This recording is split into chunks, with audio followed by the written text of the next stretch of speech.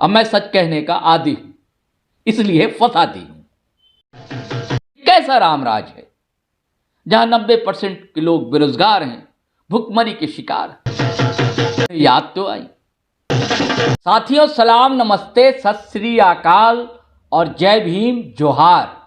तो साथियों, मैं फिर जैसा मैंने कल बताया था, आज फिर आपकी सेवा में, आपकी खिदमत में हाजिर हूं, उपस्थित हूं। साथियों, राहुल गांधी की भारत जोड़ो यात्रा का क्रेज लगातार बढ़ता जा रहा है। जहां भी आप देखिए, जिस शहर से उनकी यात्रा गुजर रही है, भारत जोड़ो न्याय यात्रा, उसमें शरीक होने के लिए एक कतार सी लगी हुई मिलती है। वही राहुल गांधी जो कांग्रेस के स्टार लीडर माने जा रहे हैं और कांग्रेस उसे जननायक के बतौर पेश कर रही है, उनको सुनने के लिए, उनको देखने के लिए लोगों का मजमा सा जुट रहा है। बात चाहे मणिपुर की हो, अरुणाचल की हो या इधर उत्तर प्रदेश में आकर तो उन्होंने कमाल सा कर दिया है। अब भीड़ देखिए, तिल धरने की जगह नहीं है। युवाओं से मिले थे वो इलाहाबाद यानी प्रयागराज में, बनारस भी पहुंचे थे। अमेठी तो परंपरागत सीट रही है कांग्रेस की, वहां भी पहुंचे। रायबरेली गए, लखनऊ गए। आज वो उन्नाव में, ये जो दृश्य आप देख रहे हैं उन्नाव का, भीड़ देखिए, मजमा सा टूट पड़ा है। जन सैलाब सा उमड़ आया है। इसे ही तो कहते हैं जन सैलाब। और कांग्रेस का कहना है कि इस यात्रा को देखकर और उमड़ती भीड़ को देखकर, भीड़ तो उमड़ रही है, इसमें दो मत नहीं। भाजपा घबराई हुई है, भाजपा बेचैन है, भाजपा हैरान।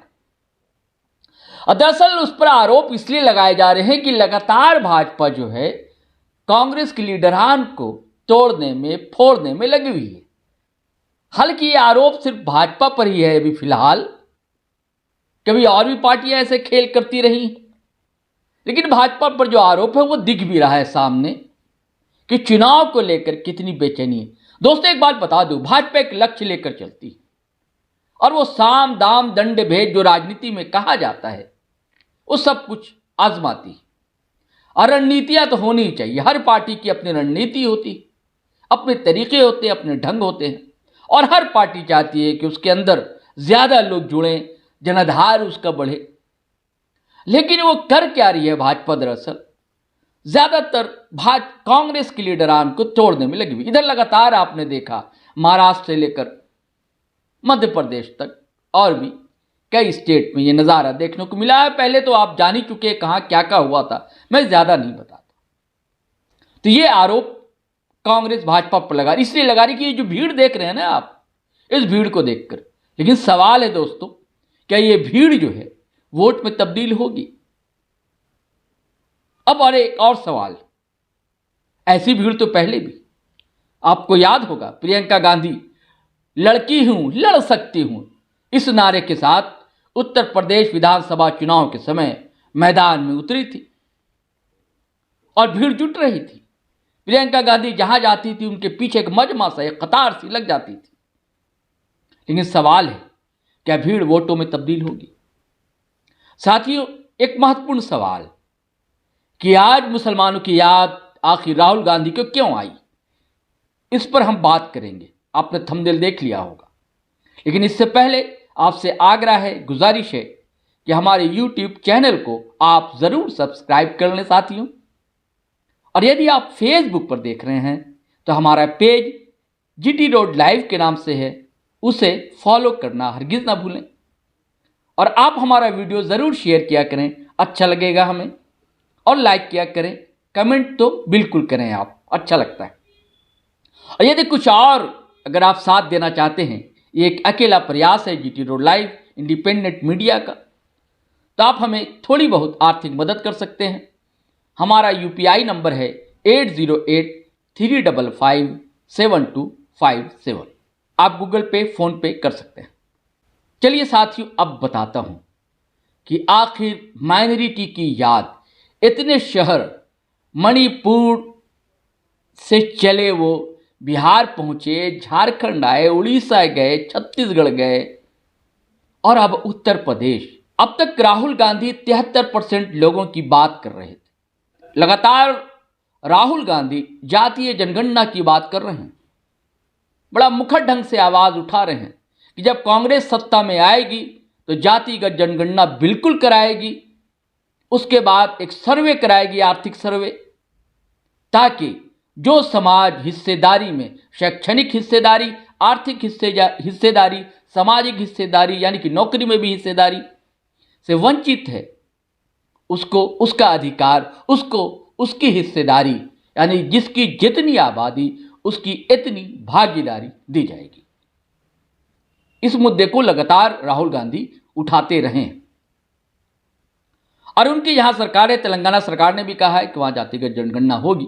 राहुल गांधी कहते हैं कि जब केंद्र में हमारी सरकार आएगी, एक और मुद्दे की बात वो करते हैं, आजकल कर रहे हैं कि आएगी हमारी सरकार तो स्वामीनाथन जो वैज्ञानिक हुए, कृषि वैज्ञानिक, उनके नाम से एक आयोग बना था कांग्रेस के दौर में ही, तो उनके सिफारिशों को जो है, हालांकि कांग्रेस कहती है कि ढेरों सिफारिशें कांग्रेस पीरियड में लागू हो सकी हैं, सिर्फ 26 सिफारिशें हैं, उसको लागू करना है, किसानों के हित में है वो सिफारिशें, और ये सरकार, भाजपा सरकार उसे लागू नहीं कर रही है। जो किसान आंदोलन आप देख रहे हैं, आज भी गोलियां चली हैं, अब तक 4 किसान मारे जा चुके हैं किसान आंदोलन में। इधर की बात है, ये हफ्ते भर में 4 लोगों की मौत हो चुकी है, उसमें 2 पुलिसकर्मी भी हैं और बकिया 2 किसान हैं।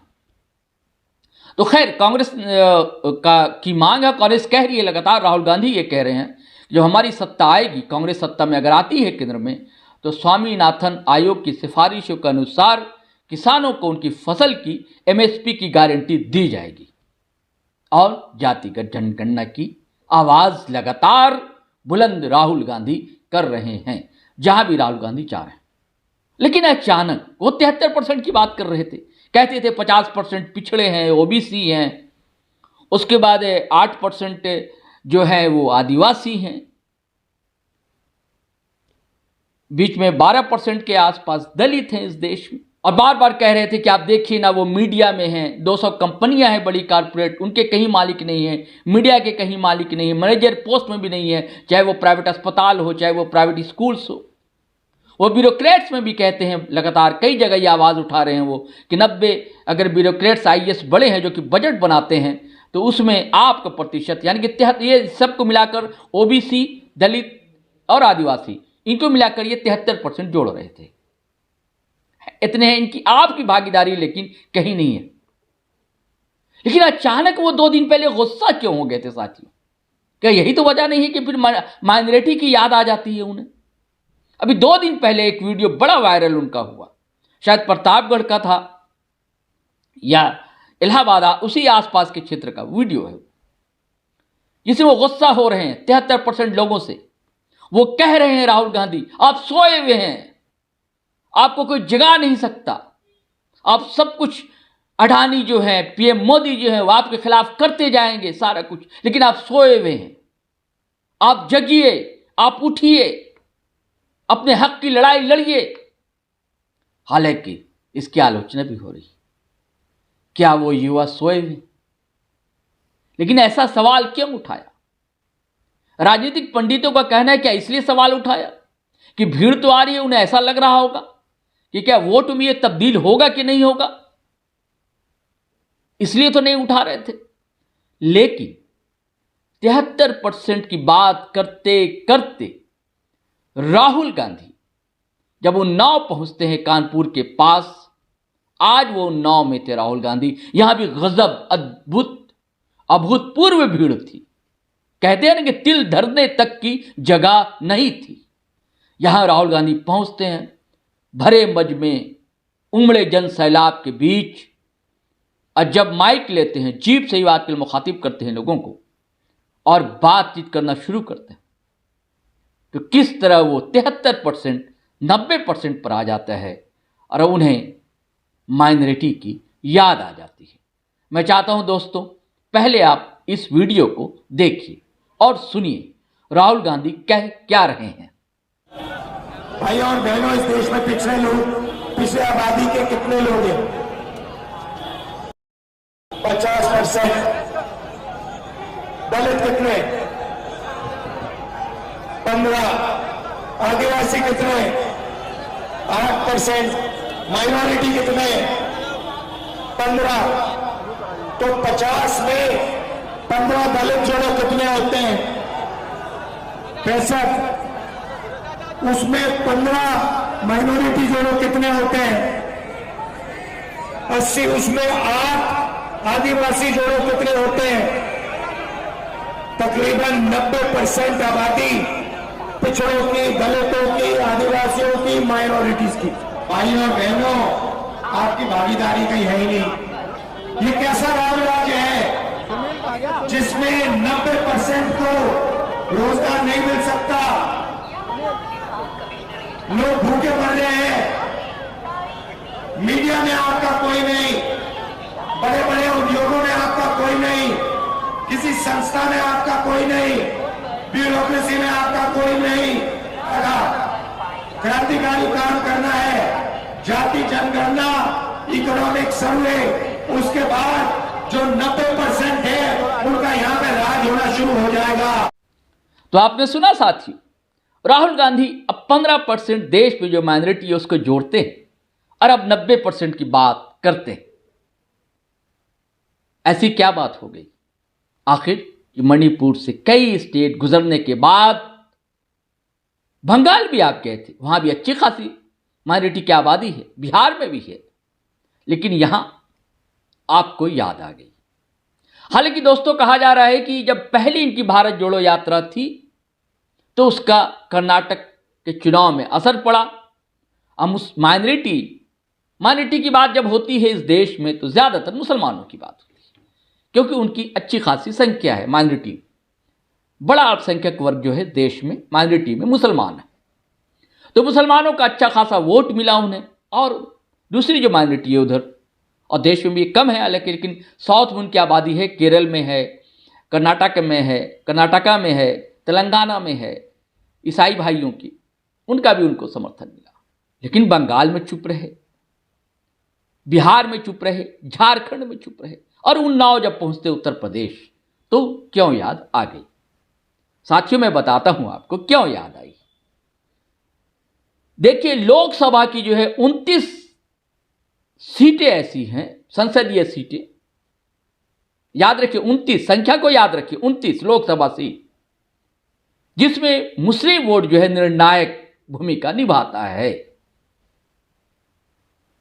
और अक्सर कहा जाता रहा है कि उत्तर प्रदेश में मुस्लिम वोट जो है समाजवादी पार्टी की ओर जाता है, हर बार यही स्थिति रही।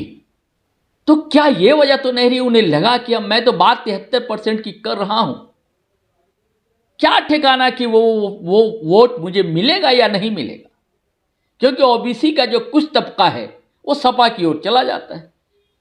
अब बकिया जो हैं, सेंधमारी जो है भाजपा ने बड़े पैमाने पर की है, कई ओबीसी के नेता जो हैं, दलित नेता जो हैं भाजपा के खेमे में हैं, एनडीए में हैं।